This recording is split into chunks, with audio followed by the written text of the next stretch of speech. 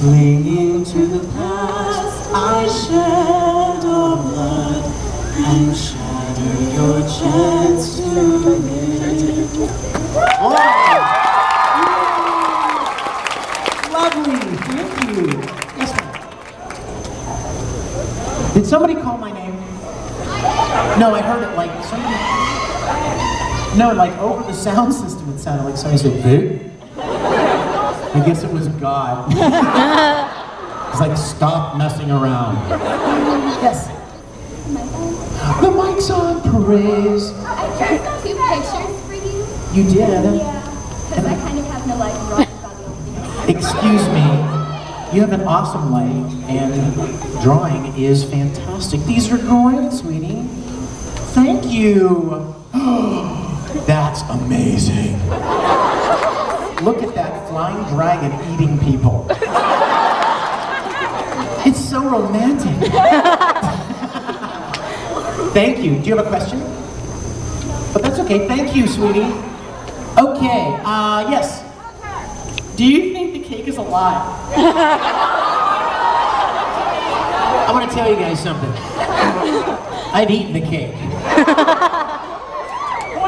And it is alive. Is it alive, Zach? It's alive. Is the cake alive? Wait a minute. Is the cake alive? That's what he says. He doesn't know. It's a man of conviction. You see that? He won't budge. The cake is alive. I don't know. It's alive. Yes. Oh, wait a minute. I'm going to break away from the microphones for a minute. Yes. No, actually, wasn't a question. I was just like, well, like, I object. You know.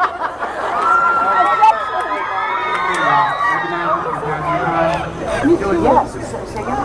Recognize me from Cassie. Were you at Capsicon? Yes, I was the host of Club Egg. Oh, sweet. How many guys were at Capsicon?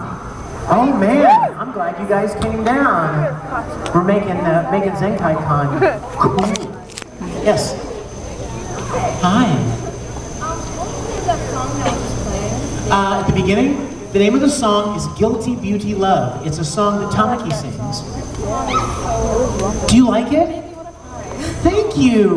Well, it's actually that song is on the CD too, so thank you. You're very sweet. Thank you. Come here, give me a hug. You're awesome. Yay. Thank you. Do you have a question? I wanted you to sing Dragon's Soul, but I just... Oh, and somebody else already did that. Was it okay? Did it sound okay? It's fine. It was okay. I'm fine now because you gave me a hug. Well, it's better. Thank you. It's better with the music. It's more fun singing. But I really like your voice. Thank you so much. What's your name?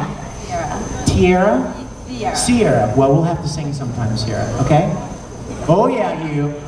Yes. Okay, after this question, I'm going to show you guys a video. And I think you're going to enjoy it. No, we'll come back to the questions. I actually want to know, how did you start voice acting? What was your first thing? Because I really want to be a voice actor. It's my dream.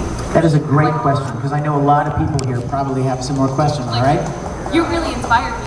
Like, I realized, like, oh, well, I was already involved with acting when I was so little, and then I got involved in anime, and I really wanted to do something, and then I realized, oh, voice acting. Well, you know what? I do have an answer, actually. All of you guys that may be interested in voice acting, I'll tell you the two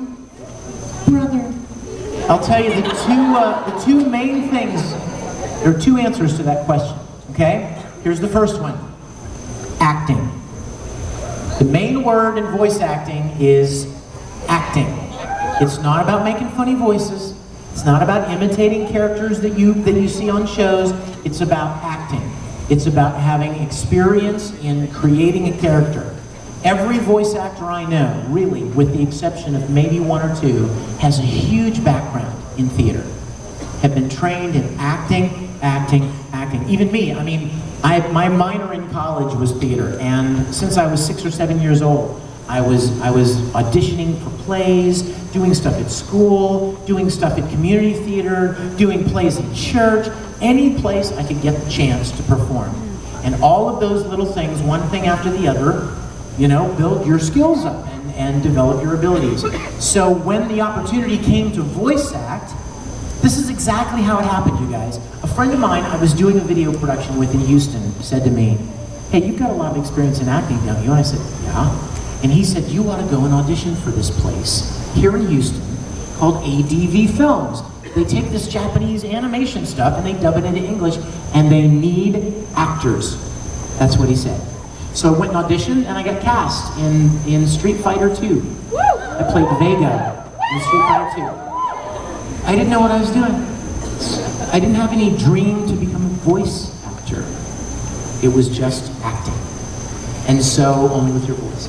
So suddenly, your gestures that you use if you're on stage, they don't matter.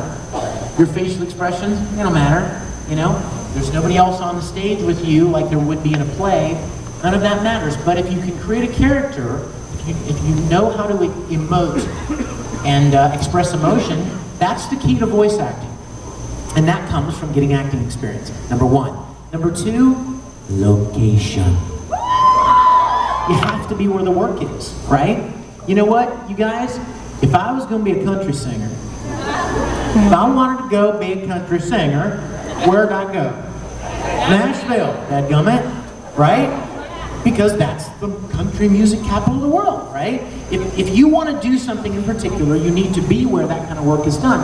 Because let me tell you something, this little guy right here could be the greatest natural voice actor God ever made, but if he lives in Kentucky, he's probably not going to get a chance to do much voice acting, is he? Because it doesn't happen much there. So you have to go to the places where that kind of work happens.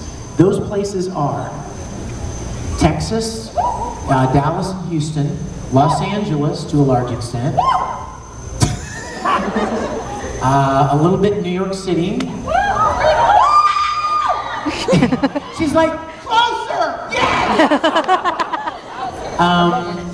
And there's some voice acting work in King of Prussia. No, just kidding. No, just kidding.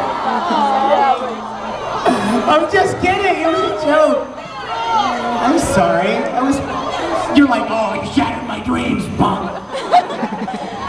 And there's also some in Vancouver, which doesn't matter because we're not allowed in. And you guys, I wanted to be in Death Note so bad. I wanted to be in Death Note so bad, and I'm really good friends with a lot of these Canadian actors, and they're like, hey, we're going to be working on it. I'm going to put in a good word for you with the producer and stuff, and I'm sure they'd love to have you come up and play a role. I'm like, yes! And then I get this call, we can't hire anyone who's not a Canadian citizen. So the downside of any of those shows, Inuyasha, Death Note, those things that are recorded in Vancouver, you'll never hear any American actor because it's all Canadian. But those are the two things, you guys. Acting experience and being in the right location. Now let me say something real quick, you guys. Real quick, listen. There's a difference between voice acting and voiceover. Voiceover is like commercial work. If you're suffering from hemorrhoids, you know? Saturday night, Gravedigger, Sunday. Okay? Those are commercial work, and that's voiceover. There's work like that everywhere. Because any city that does any kind of local advertising, or businesses that want to advertise, they're going to have radio commercials and TV commercials, and they're going to need somebody to be the voiceover for that commercial. There's work like that everywhere. Here, all around you, every major city. It is different from voice acting for animation, but there is that kind of work. So if that's something you would enjoy doing, you do have those opportunities available to you. Okay? Yes. Now, I want to show you something before, because you know what always happens with me? I end up blabbing and blabbing and blabbing, and we run out of time. And I don't get to show you things that I wanted to show you. So, did you just say stop blabbing? Oh, all right. Your wish is my command. Okay, let me tell you what I'm about to show you. I think you're going to like this. Right after we started recording Full Metal Alchemist, I mean like within a couple of months of recording Full Metal, we just started, and I was really getting excited about this show. I really liked it. It was just really grabbing me, you know? And I was at a convention much like this, and someone asked me if I would put on their red coat, and they could take a picture of me wearing their coat. It's like, sweet, I've never cosplayed, this is awesome. So I put on their red coat, and they took a picture, and then I started thinking, what would be the premise under which a grown man could turn into an anime character? Like, obviously, I can't play Edward Elric, I'm way too tall, and way too old. But let's say, what would be a good kind of an imaginary story, right? Where I could do that. So I made up this story, you guys, all right? And then I started thinking to myself, I wonder if some other voice actors would like to do this with me. So I asked some of the other voice actors from Full Metal, and they loved the idea. And so we all made our own costumes. I borrowed one, but everyone else made their own costumes. And we all got together for one weekend to make a little live action story called Full Metal Fantasy. Now you guys, how many of you have ever seen voice actors cosplaying as their characters? Now, not much, right? Look around, I mean, not much. So that's what we did. We made this video, this 15-minute story, and I shot it and directed it, put it together, and then I started showing it at conventions. That was the only place you could see it. I didn't sell it, I didn't put it online. It was a special thing for people that came to conventions live. Well, it started getting really popular. And Funimation called me and they said, listen, this Full Metal Fantasy thing's really getting popular. I'm like, I know, isn't it exciting? And they said, yeah, we don't want you to show it anymore. I was like, what? And they said, well, we don't want the Japanese who own Full Metal Alchemist to get upset that we're making some live action thing without their permission. And I'm like, well, wait a minute, no. First of all, you're not making it. Second of all, nobody's charging any money for it. It's just for fun. It's like a fan film. And they're like, yeah, Vic, but you're Ed. They're like, that would be like Mark Hamill making a Star Wars fan film. He can't do it. And so I'm like, okay. So I stopped showing it for like 3 years, at least.